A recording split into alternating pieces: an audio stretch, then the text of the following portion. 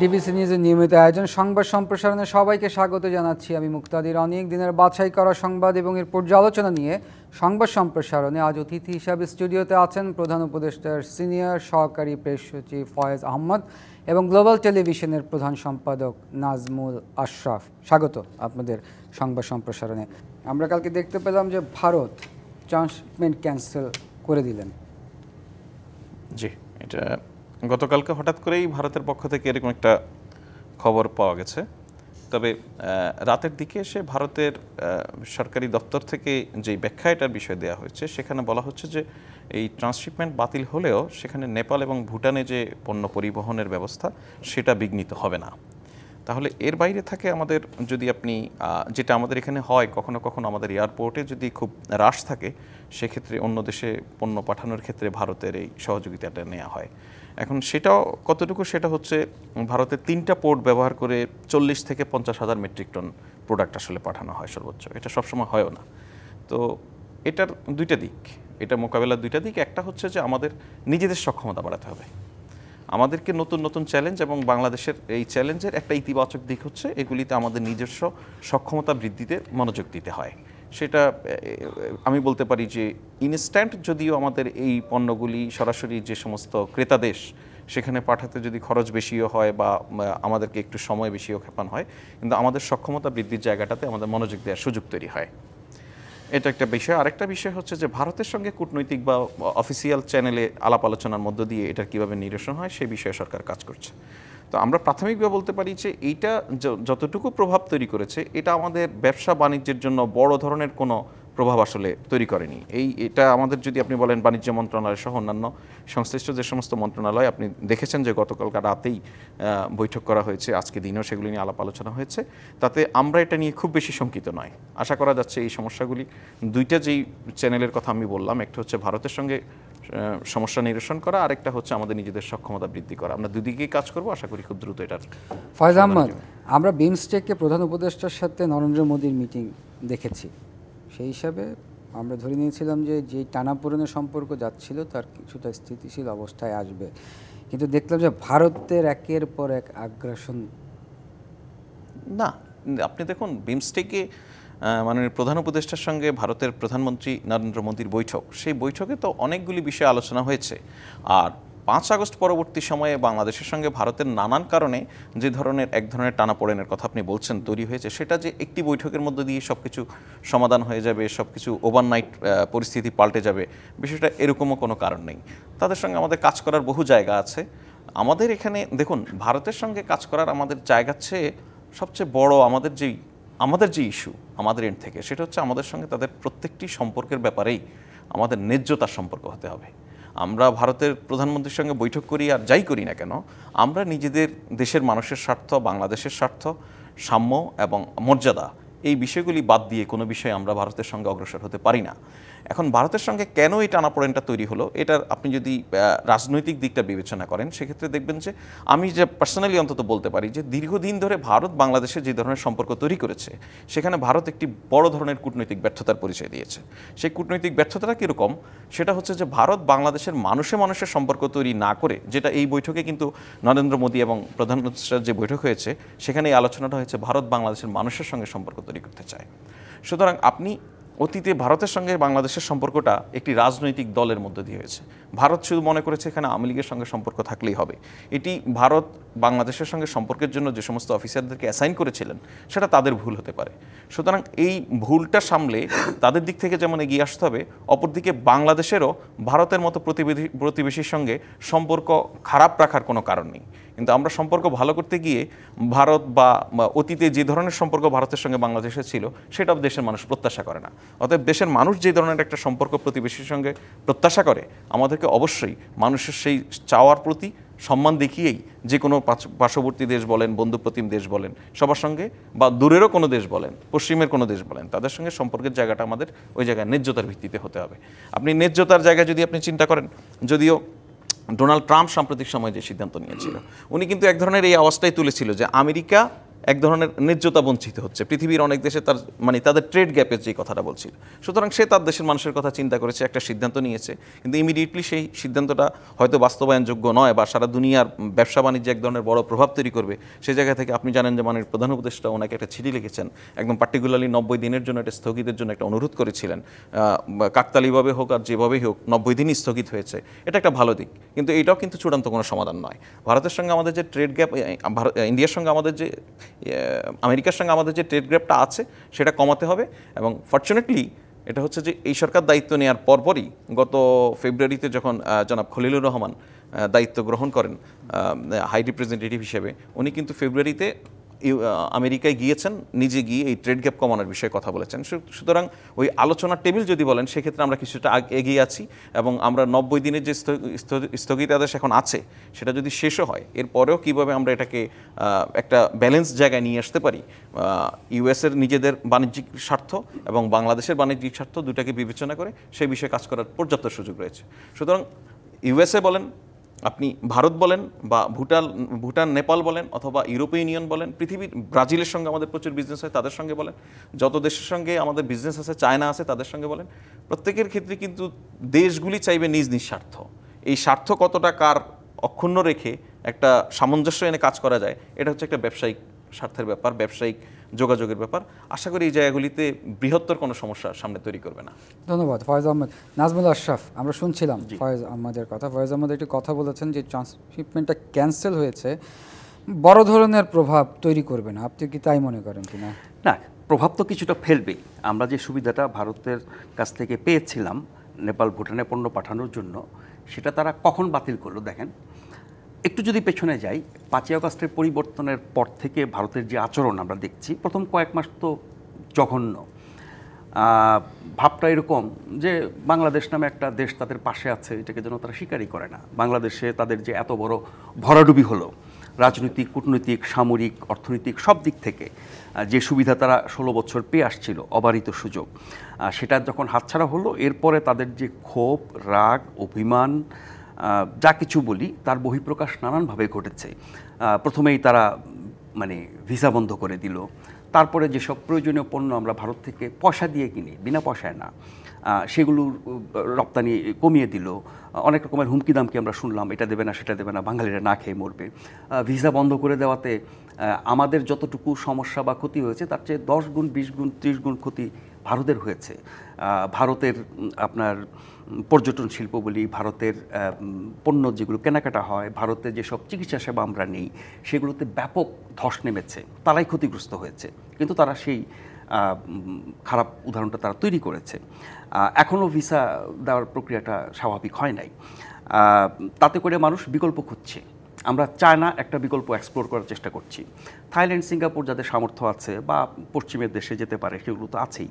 কিন্তু ভারতে কম খরচে যাওয়ার বিকল্প হিসেবে আমরা এখন পর্যন্ত দেখছি যে চায়না আমাদের বড় বিকল্প হতে পারে, অন্তত চিকিৎসার ক্ষেত্রে। আর যদি পণ্যের কথা বলেন, যে পণ্যগুলো আমরা ভারত থেকে আনি, যত পণ্য আমরা ভারত থেকে আনি বা গত 16 বছর অনেক হাবিজাবি পণ্য ভারত থেকে আনা হয়েছে, যেগুলো অপ্রয়োজনীয়, মানহীন, বাংলাদেশের চেয়ে ভালো মানের পয়দা হয়, তারপরে সেগুলো আনা হয়েছে ভারতের বাজার তৈরি করার জন্য। তো সেই জায়গায় অনেকগুলো পণ্য না আসাটা বাংলাদেশের অর্থনীতির জন্য, বাংলাদেশের বাজারের জন্য, বাংলাদেশের ক্রেতাদের জন্য অনেক ভালো হয়েছে। আর যেগুলো ভারতের বিকল্প নাই বা থাকলেও একটু বেশি খরচ হয়, সেগুলোতে আমরা যাব, আমাদের হয়তো একটু বাড়তি খরচ হবে। তাদের কি লাভ হবে? তারা যে পণ্যগুলো আমাদের এখানে রপ্তানি করতো বা এখনও যেগুলো করছে, এগুলোতে তাদের লাভ নাই? নিশ্চয়ই আছে। কেনা এবং বেচা, এটা দুপক্ষেরই কিন্তু লাভের ব্যাপার আছে। আপনার দরকার বেচা, আমার দরকার কেনা, বা আমার দরকার বেচা, আপনার দরকার কেনা। কেনা বেচা, রপ্তানি, আমদানি, লেনদেন, এগুলো দুপাক্ষিক সম্পর্কের ব্যাপার। সেই জায়গায় তারা কিন্তু লাভবান হয়নি এখন পর্যন্ত। আমাদেরকে একটু মুশকিলে ফেলেছে। আমরা সেই মুশকিল থেকে উত্তরণের চেষ্টা করছি, সেটি পণ্যের দিক থেকে হোক, সেবার দিক থেকে হোক, চিকিৎসার দিক থেকে হোক। এই অবস্থা তো গেছে দীর্ঘদিন। তারপর বাংলাদেশের যে অন্তর্বর্তী সরকার, এটা তাকে স্বীকারই করতো না। তাদের গণমাধ্যম, তাদের আঞ্চলিক যেসব মাধ্যম, তাদের যে রাজনীতিবিদ, সরকারি দল বা বিভিন্ন দলের বা উগ্রবাদী, এই মোদিরা, ভারত তো একটা উগ্রবাদী রাষ্ট্র, উগ্র হিন্দুবাদী রাষ্ট্র, এসব উগ্রবাদী লোকদের, নেতাদের যেসব কথাবার্তা আমরা শুনেছি, খুবই অসভ্য আচরণ বলা যায়। একটা প্রতিবেশী দেশের সাথে এরকম আচরণ, এরকম মন্তব্য, এরকম বক্তব্য আসতেই পারে না। তারপর যাই হোক, অনেক সময় গেছে, আমরা সর্বোচ্চ আন্তরিকতা দেখিয়েছি। আমরা যেই বাস্তবতার নিরিখে কথা বলেছি, আমরা আমাদের সরকার, সেটি হচ্ছে যে বাংলাদেশ যেমন ভারতকে ছাড়া চলতে পারবে না, ভারতও বাংলাদেশকে ছাড়া চলতে পারবে না। পাশাপাশি দুটি দেশ, এত লম্বা সীমান্ত, এর ঐতিহাসিক, সাংস্কৃতিক, রাজনৈতিক, অর্থনৈতিক বহুবিধ সম্পর্ক বহু বছর ধরে, আমরা যদি পেছনে যাই বহু বছরে পেছনে যাওয়া যাবে। সেই বাস্তবতায় একে অন্যের উপর নির্ভরশীল।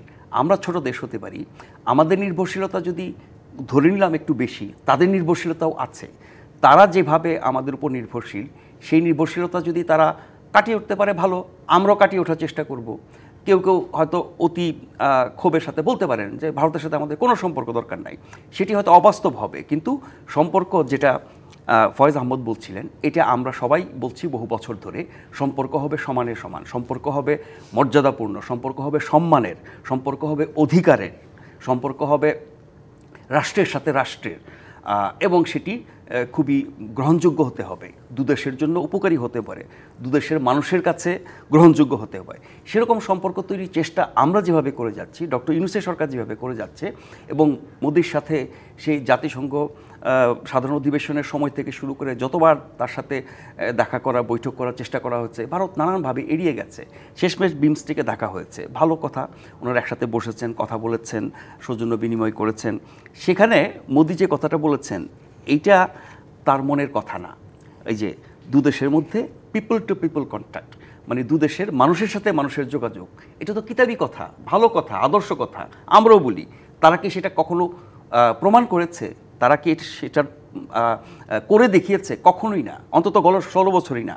গত 16 বছর বাংলাদেশ নামক একটি রাষ্ট্র, যেখানে 18 কোটি মানুষ আছে, এখানে বিভিন্ন দলমতের মানুষ আছে, বিভিন্ন রাজনৈতিক দল আছে, তারা শুধু একটি দলের, আমি ওই দলটার পুরো অংশকে বলবো না, একটি দলের নেতৃত্বের সাথে তাদের সম্পর্ক ছিল, এবং সেই সম্পর্কটা ছিল অবৈধ সম্পর্ক, কি বলবো, খুবই নিন্দনীয়, অগ্রহণযোগ্য।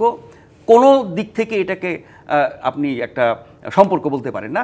শুধুমাত্র একটি দল বা কতিপয় ব্যক্তিকে ক্ষমতায় টিকিয়ে রাখার জন্য অবারিত সুযোগ দেওয়ার বিনিময়ে সেটাকে একটা সম্পর্কে রেখেছিল।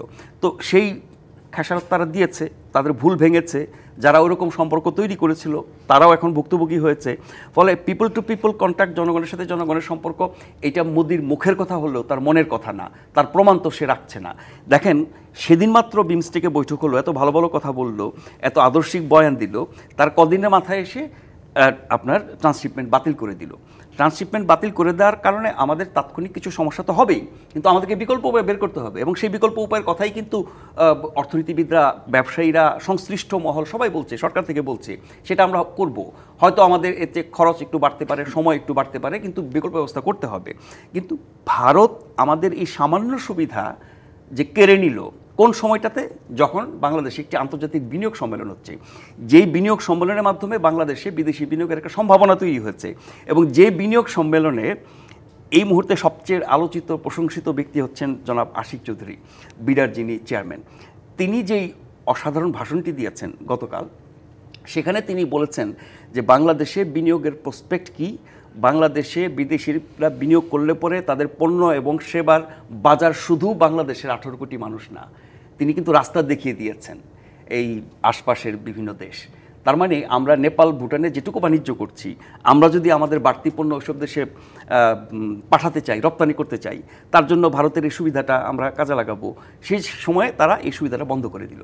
এখন আমার কথা, উনি সরকারের একজন প্রতিনিধি, আমরা যেই সুবিধাটা দিয়ে রেখেছি এত বছর ধরে, আমরা বলেছিলাম প্রথমে ট্রান্সশিপমেন্ট, তারপরে হলো ট্রানজিট, কেউ কেউ বলে এটা করিডোর, সেই সুবিধাটা আমরা এখনো বহাল রাখছি। আমরা কেন এখনো বন্ধ সুবিধা বহাল রাখছি? তার বিনিময়ে আমরা কি পাচ্ছি? আমরা যে ট্রান্সশিপমেন্টটা পেয়েছিলাম নেপাল, ভুটানে পাঠানোর জন্য, আমরা যে হারে পয়সা দিতাম, এটা কিন্তু ভারতের একটা আয়ের ব্যাপার ছিল। আমরা যে সুবিধা দিয়েছি, এবং যেটি জাতীয় নিরাপত্তার জন্য হুমকি, ওনার দেশের মাল আমার দেশের উপর দিয়ে আবার ওনার দেশে ঢুকবে, তাতে করে 7 সিস্টারে আমাদের যেটুকু বাণিজ্যের সুবিধা ছিল সেটা থেকে আমরা বঞ্চিত হচ্ছি। এরকম একটা রাজনৈতিক, মানে অদূরদর্শিতা বললে কম বলা হবে, এটা একটা ব্লান্ডার, এবং একটা দেশের স্বার্থের জন্য অনেক বড় ধরনের ক্ষতির ব্যাপার ছিল, সেটি বিগত সরকার করেছে, কারণ তাদের ক্ষমতা টিকে থাকার জন্য সব সুবিধা দেওয়া দরকার ছিল। আমরা কেন সেই সুবিধা বহাল রেখেছি? বিশেষ করে তারা যখন ট্রান্সশিপমেন্ট আমাদের বাতিল করে দিল। ফলে আপনি বলতে পারেন যে ঢিল মারলে পাটকেলটি দেওয়া কি ঠিক? হ্যাঁ, কখনো ঠিক। এটা যদি আপনি কূটনীতি বলেন, এটা যদি প্রতিশোধ বলেন, এটা যদি পাল্টাপাল্টি বলেন, এই যে ট্রাম্পের শুল্ক আরোপের যে যুদ্ধ, উনি আগের মেয়াদে যখন ছিলেন তখন কিন্তু চায়নার সাথে এরকম আপনি ট্রেড ওয়ার চালু করেছিলেন। এরপর একটা পর্যায়ে সীমিত হয়েছে, এবার তার আওতা বাড়িয়েছেন, বহু দেশ বাংলাদেশের মধ্যে পড়েছে। কিন্তু আমি বলছি যে আমরা সেই বাণিজ্য যুদ্ধ, শুল্ক যুদ্ধ, ট্রেড ওয়ারে ভারতের সাথে যেতে চাই না, বা যাওয়া আমাদের জন্য ভালো হবে না। কিন্তু আপনি যখন আমার একটা ন্যায্য সুবিধা বাতিল করে দেবেন, আমি আপনার অন্যায্য সুবিধাটা কেন রাখবো? আমার মনে হয় সরকারকে এই জায়গাটা একটি বিরতি নেই। প্রিয় দর্শক, সংবাদ সম্প্রসারণের একটি বিরতির সময় হয়েছে, সঙ্গেই থাকুন। বিরতির পর আবারও স্বাগত সংবাদ সম্প্রসারণে। আমাদের সাথে স্টুডিওতে আছেন প্রধান উপদেষ্টা সিনিয়র সহকারী প্রেস সচিব ফয়েজ আহমদ এবং গ্লোবাল টেলিভিশনের প্রধান সম্পাদক নাজমুল আশরাফ। ফিরছি আলোচনায়। ফয়েজ আহমেদ, বিরতির আগে নাজমুল আশরাফ বলছিলেন যে ভারত একের পর এক তার বৈরী আচরণ, ট্রান্সশিপমেন্ট ক্যান্সেল করে দিলেন, এবং নাজমুল আশরাফ একটা প্রশ্ন তুললেন যে এখন দেখার ব্যাপার ভারতকে যে আমরা ট্রানজিট বলেন, করিডোর বলেন, এই ব্যাপারে সরকার কোনো অ্যাকশন রিয়াকশন দেখাবে কিনা? জি, ধন্যবাদ। ওই যে অ্যাকশন রিয়াকশনের কথা যদি বলেন, যে ট্রানজিট করিডোরের বিষয়ে, মানে আপনি যেটা বলছেন যে আশরাফ ভাই যেটা বলছিল, বেসিক্যালি বাংলাদেশ যে সমস্ত সুবিধা ভারতকে দিয়েছে, যেটা আমরা মানে আগের সময় দেখেছি যে মানে আমরা এরকম বক্তব্য শুনেছি, বক্তব্য পেয়েছি যে ভারতকে কিছু দিয়ে আবার এটার বিনিময়ে অর্থ চাওয়া, এটা কেমন খুবই মানে লজ্জার বিষয়। বা সম্পর্কের জায়গায় আমরা স্বামী স্ত্রী সম্পর্কের মতো আলাপ আলোচনা শুনেছি, হোয়াটএভার। তো এখন আসলে ওই সুবিধাগুলি কোনোটা বাতিল করা বা সেগুলিকে রিভিউ করা, এই ধরনের কোনো প্রক্রিয়া সরকারের সব কিছুই তো আর প্রধান উপদেষ্টার কার্যালয় বা আমরা একসঙ্গে দেখি না।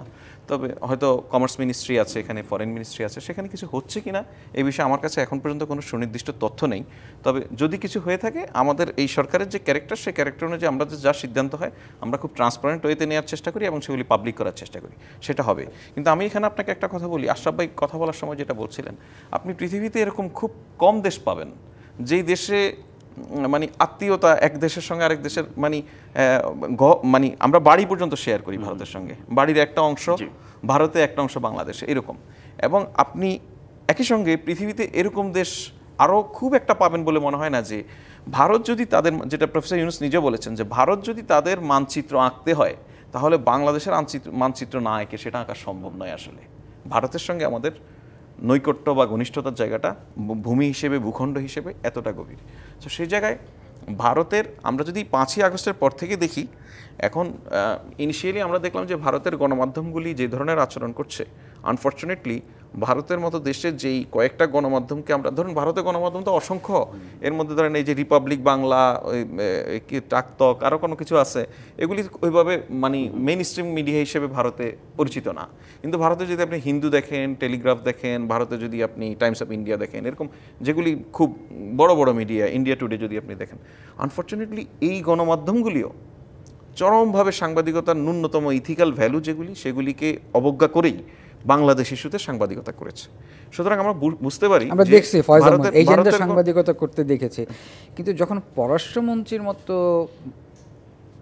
একজন ব্যক্তি যখন কিছু কমেন্ট করেন, যেমন একটা স্টেটমেন্ট আমি বলি জয়শঙ্করের, উনি বলছেন বাংলাদেশে যে মৌলবাদী প্রবণতা দেখছি তা উদ্বেগের। হ্যাঁ, দেখুন, এই তাহলে আমি যে কথাটা বলছি, আমি যদি ওখান থেকেই বলি, ভারতের গণমাধ্যম বাংলাদেশকে এমনভাবে সারা দুনিয়ার কাছে উপস্থাপন করার চেষ্টা করেছে যে বাংলাদেশে শেখ হাসিনার পলায়নের মধ্য দিয়ে বাংলাদেশে মৌলবাদ প্রতিষ্ঠিত হয়েছে, তাই তো? বাংলাদেশের সকল মুক্তিকামী মানুষ, বাংলাদেশের গণতন্ত্রকামী মানুষ, বাংলাদেশের বিপ্লবী জনতাকে তারা মৌলবাদ হিসেবে দেখেছে। হয়তো ভারতের গণমাধ্যমের যেই উপস্থাপন, সেই উপস্থাপনই তাদের সরকারি দপ্তরে বা সরকারি ব্যক্তিদের মধ্যে প্রভাব তৈরি করেছে। সুতরাং আমরা আমাদের দিক থেকে কি করতে পারি? আমরা আমাদের দিক থেকে ভারত সরকারের সঙ্গে আলোচনা করতে পারি এই বিষয়গুলি নিয়ে। একাধিকবার আলোচনা হয়েছে।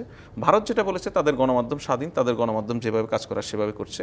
আর ভারতের গণমাধ্যমকে নিয়ে আমরা মনে করি ভারতের গণমাধ্যম না, দুনিয়ার সকল গণমাধ্যম স্বাধীন, বাংলাদেশের গণমাধ্যম স্বাধীন, যে যার ইচ্ছা তাই করুক। কিন্তু সরকারের দিক থেকে আমরা করতে পারি, যখনই কোনো অপতথ্য আসে, মিথ্যা তথ্য আসে, ভুল তথ্য আসে, আমরা সেটা ফ্যাক্ট দিয়ে মোকাবেলা করতে পারি।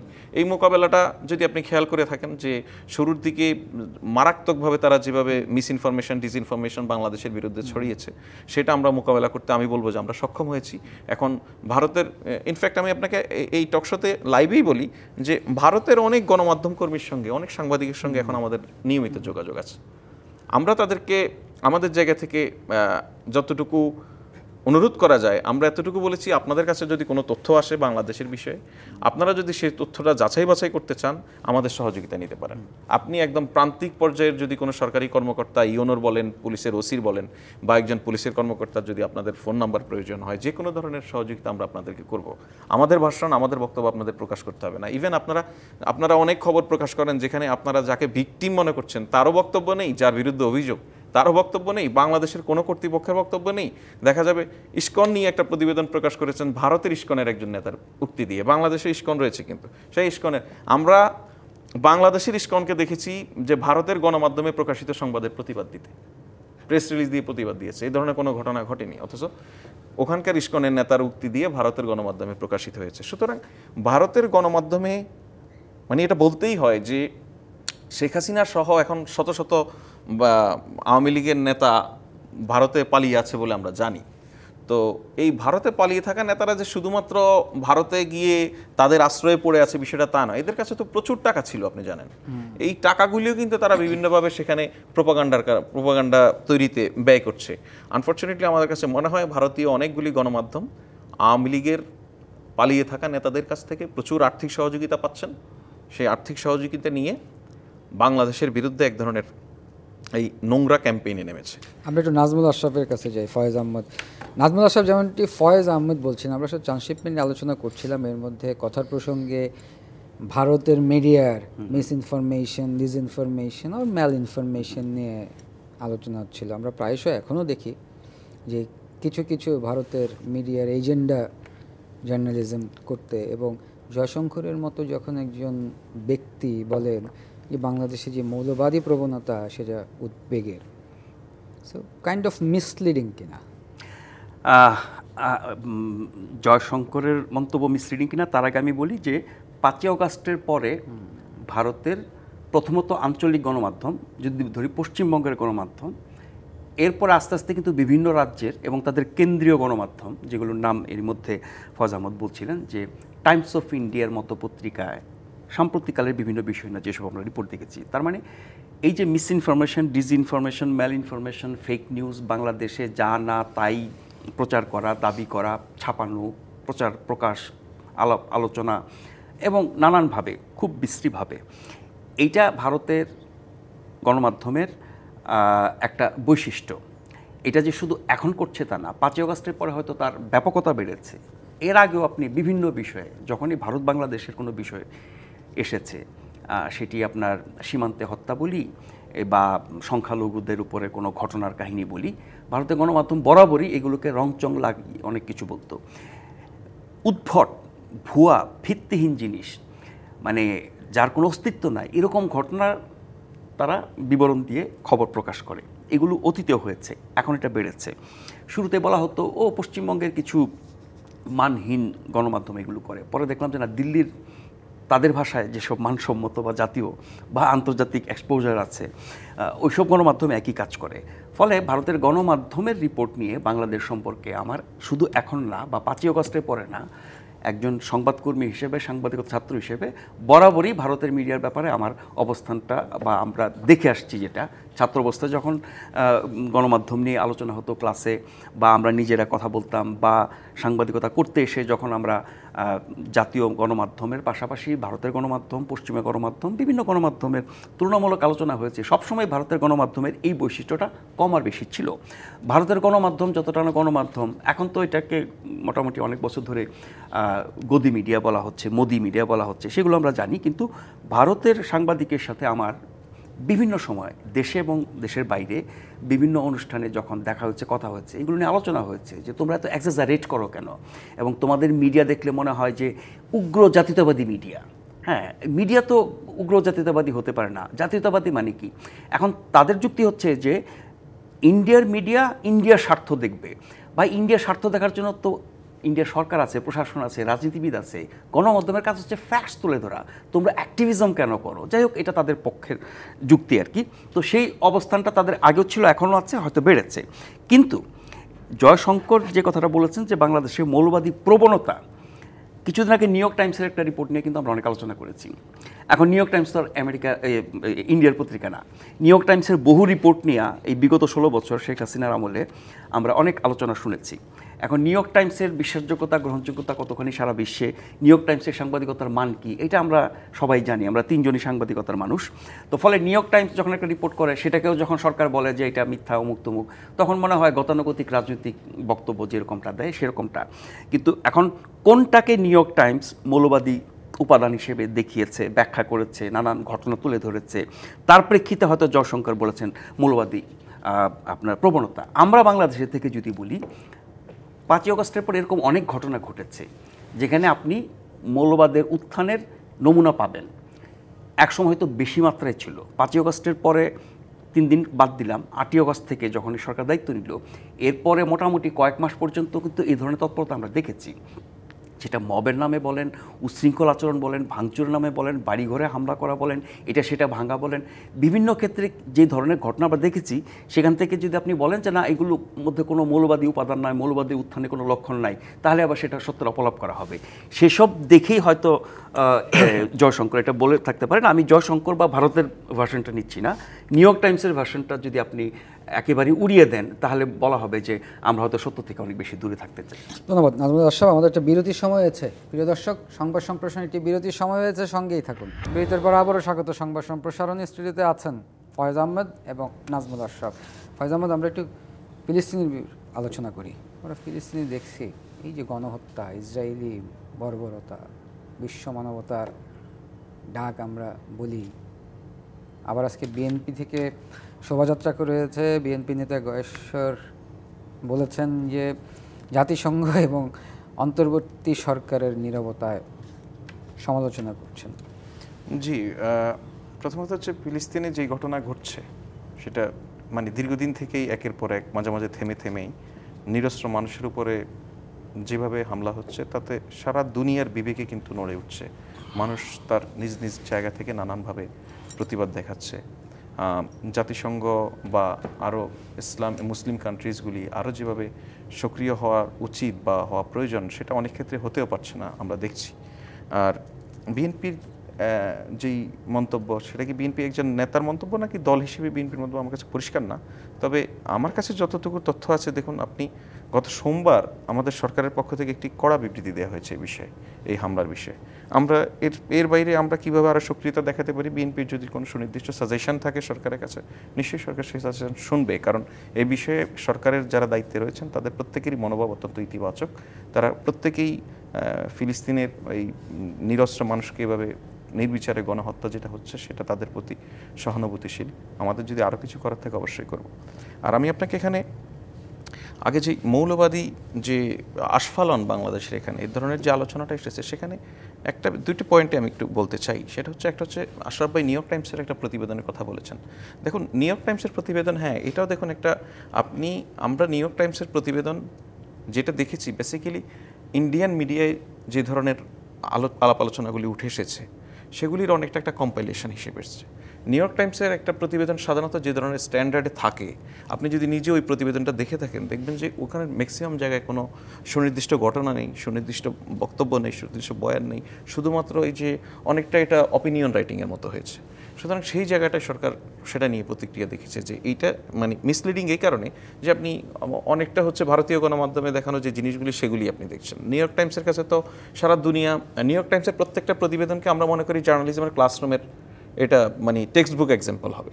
তো সেই জায়গায় নিউ ইয়র্ক টাইমস ওই প্রতিবেদনে ওই মানটা রাখতে পারেনি বলে আলোচনাটা হয়েছে। এক, দুই হচ্ছে, এখানে যদি আমি আমাদের নিজেদের দিকে একটু তাকানোর জায়গা আছে। কিন্তু আপনি ভারতীয় গণমাধ্যম বলেন, বিদেশি গণমাধ্যম বলেন, অনেক জায়গায় আমরা নানান ইস্যুতে, এই যে ধরেন ফিলিস্তিন ইস্যুতে, আমরা নাগরিকরা প্রতিক্রিয়া দেখাতে গিয়ে এমন এমন আচরণ করে বসছি কখনো কখনো, সেটা আমাদেরকে খুব ক্ষুদ্র ঘটনা হলেও বিশ্ব মিডিয়ায় সেটা অনেক গ্রুপ ওত পেতে বসে আছে বাংলাদেশকে কিভাবে মৌলবাদী রাষ্ট্র হিসেবে প্রমাণ করা যায়।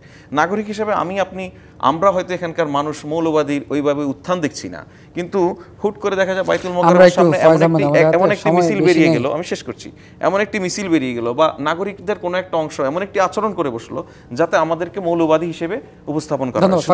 সুতরাং সেই জায়গায় আমি শেষ করে দিই, সুতরাং সেই জায়গায় আমার নাগরিকদের কাছে অনুরোধ থাকবে আমরা যেন এমন কোনো আচরণ না করি যে বাংলাদেশের ইমেজটা আপনি সারা বিশ্বের কাছে একটা মৌলবাদী হিসেবে উপস্থাপন করেন।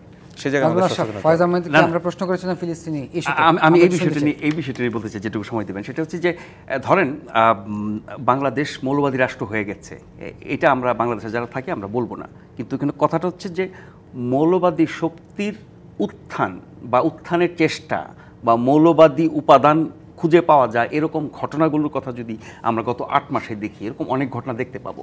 ফলে কোনো একটি সমস্যা হতেই পারে, সেই সমস্যাটা আপনি মোকাবেলা করছেন কিনা সেটা হচ্ছে দেখার বিষয়। 5ই অগাস্টের পরে যেই হারে এই ধরনের শক্তির আস্ফালন আমরা দেখেছি, সেটা কমে আসছে না। তার মানে সরকার এটাকে আমলে নিয়েছে, নিয়ন্ত্রণ করেছে। এখন কি মবের ঘটনা হরহামেশাই ঘটে না। যে হারে ঘটছিল মানুষ উদ্বিগ্ন হয়েছিল, এবং অনেকগুলো একেবারে আইনের দৃষ্টিতে অপরাধ, সেটি হামলা বলেন, ভাঙচুর বলেন, মানে রাস্তাঘাটে যা কিছু করা বলেন, মানুষের উপর আক্রমণ করা বলেন, ওগুলো বেআইনি কাজই ছিল না, বড় ধরনের অপরাধ ছিল, এবং এক সময় এগুলো বিনা বাধায় চলেছে। তারপর সরকার আস্তে আস্তে নিয়ন্ত্রণে নিয়েছে, এখন অনেকটা কমেছে, কালে বদ্ধে দু একটা ঘটনা ঘটতে পারে। ফলে সমস্যা যদি আপনি আমলে নেন তাহলেই সমাধান হবে। আর সমস্যাকে অস্বীকার করা হচ্ছে আমাদের সেই টিপিক্যাল রাজনীতির কথা, কোনো কিছু মানলাম না, কোনো কিছু নাই, সব ঠিক আছে, কিন্তু পরে সেটা দ্বারা আক্রান্ত হওয়া। আর নিউ ইয়র্ক টাইমসের ব্যাপারে আমি বলি যে নিউ ইয়র্ক টাইমস তার একটা রিপোর্টে মান থাকবে না, 10টা রিপোর্টে মান থাকবে। আজকের পত্রিকায় new York international standard follow করবে না, কালকে করবে, এরকম তো না। নিউ ইয়র্ক টাইমসের ওই রিপোর্টটা আমি পড়েছি, আপনি যেটা বললেন, ওখানে কিন্তু অনেকগুলো ঘটনার বিবরণ আছে, কোনো ক্ষেত্রে কিছু বিশ্লেষণ আছে, এবং কোনো জায়গায় না, বেশ কয়েক জায়গায় অনেকের মন্তব্য বা ঘটনা সংশ্লিষ্ট ব্যক্তিদের বক্তব্য আছে। ফলে একটা মানে চিত্র তারা তুলে ধরেছে, তার প্রেক্ষিতে তারা একটা অ্যানালাইজ করেছে। সেটাকে আমি আবারও বলছি যে বাংলাদেশ মৌলবাদী রাষ্ট্র হয়ে গেছে, মৌলবাদী শক্তির উত্থানে একেবারে যাচ্ছে তাই অবস্থা তা না, কিন্তু মৌলবাদী শক্তির উত্থানের একটা চেষ্টা বেশ কিছুদিন আমরা দেখেছি, সেটা এখন স্তীমিত হয়েছে। সরকার যদি আরও সচেতন থাকে সেটার উত্থান হবে না।